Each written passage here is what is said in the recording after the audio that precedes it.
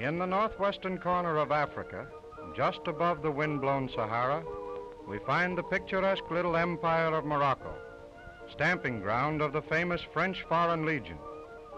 Untouched by the changing customs of the outer world throughout the centuries, its walled cities are still entered through great gates. Marrakesh, or Morocco City. The great square is filled with crowds of brightly clad Moors, buying and selling, or pausing to watch the antics of wandering street entertainers. In one part of the square, we find the Moroccan grain pit. No dealing in futures here, but only in real bags of wheat and barley. Probably scenes like these took place in ancient Egypt, when Joseph bought up grain for the 7 lean years. Quarreling, bickering, and much excitement go along with Moorish trading, just as they do in stock exchanges the world over. Water boys with beards wander about among the throng, and when the busy broker gets that dry feeling, he purchases a cupful of water out of a shaggy goatskin for 1/5 of a cent. The market is up today, and he's in a spending mood. Because 9 out of 10 Moors cannot read or write, the position of public letter writer is an important one. Only men are secretaries here. Very seriously, he writes the Arabic script from right to left. Right out in the busy street, we find an open-air silk factory.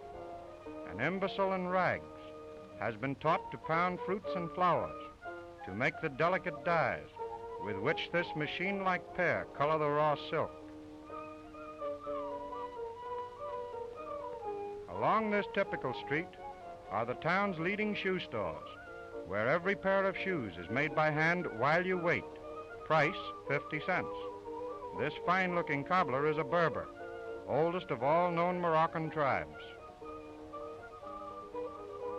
Because the burning rays of the African sun are so severe, many streets through the fascinating bazaars are partly covered with palm leaves, a sight found only in Morocco. And here is a Singer sewing machine, with the boy singing and the man sewing. Their hands work together in perfect rhythm to produce a braided hem on a cloak. Out through the eastern gate rides the native courier on his full-blooded Arabian charger. In the ancient olive groves, men knock down the ripe fruit from the trees, while women, who are always given the harder work, gather the olives in baskets for the local market. And now we have come to Fez, most enchanting of all the cities of Morocco, founded more than 1100 years ago by the Sultan Idris II. Just inside the city walls, cool waters from the hills flow in the public drinking fountains, which are beautifully decorated with Moorish tiles in many gay colors. Along the narrow street comes a Muslim woman heavily veiled, in strict accordance with the Mohammedan law, followed by a native porter carrying a heavy load of hides on his head. Working with speed and oriental thoroughness, this Arab worker fashions by hand wallets of Moroccan leather, famous throughout the world for beauty and durability. Because the Mohammedan religion prohibits the use of a strong drink, large quantities of tea are consumed, which is transported in straw-covered bales on the backs of mules.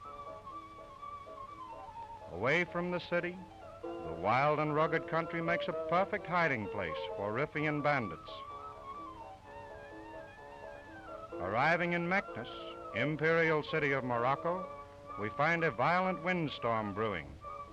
This ancient city attained its greatest importance under the rule of Sultan Ismail Moulay, proud father of 700 sons, 35 of whom were born in 1 month. Sacred mosques rise all about the city. Every courtyard contains a fountain for the ceremonial washing of feet, hands, and face before prayer 6 times a day, as prescribed by law for all good Muslims. Children smoke at an early age here, but Papa takes prompt action when they smoke too near the mosque. Moroccan school kids are made to memorize long passages from the Koran as they sit barefooted in a circle, and if they don't know their lesson, teacher's yardstick is turned into a foot rule.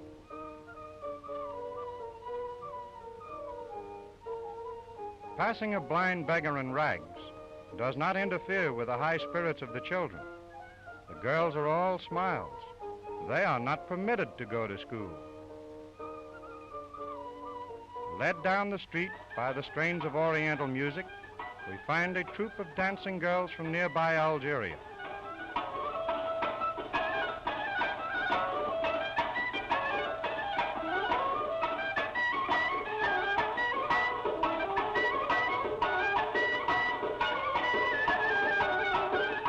Girls of the Moroccan follies decorate their elaborate costumes with coins and ornaments of real gold. Close by is the picturesque wool market, like a scene lifted from the Old Testament. Wool is used here not only for clothing, but for felt making and rugs. In making felt, the raw wool is beaten to take out the worst snarls, and is then rapidly combed and pulled into sections about a foot square by smiling olive-skinned Jewish women who wear the traditional shawl of their race. A mat of wool made up from the squares is next covered with soap suds, which are thoroughly rubbed in by a skilled native felt maker. Soon the slippery mess will become a brightly colored saddle blanket. Street scenes here never change, and the transportation of today is that of ages past. Rug making is a fine art in Morocco, and these dainty maids are experts. It takes 6 months to make a rug by tying bits of gaily colored wool to strings on a frame. Each rug has its own original design. No household is ever complete without at least 5 or 6 kids and assorted pets. After all our travels, we have finally discovered what becomes of second-hand circus tents.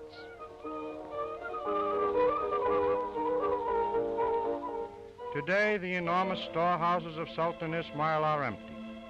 At one time, they were packed with grain to feed the 12,000 horses he kept in this stable. Yet, ancient Meknes has apparently changed but little from those glorious days of the dim past. Etched against the darkening heavens, her towers and minarets boldly stand, boasting the glories of a declining empire.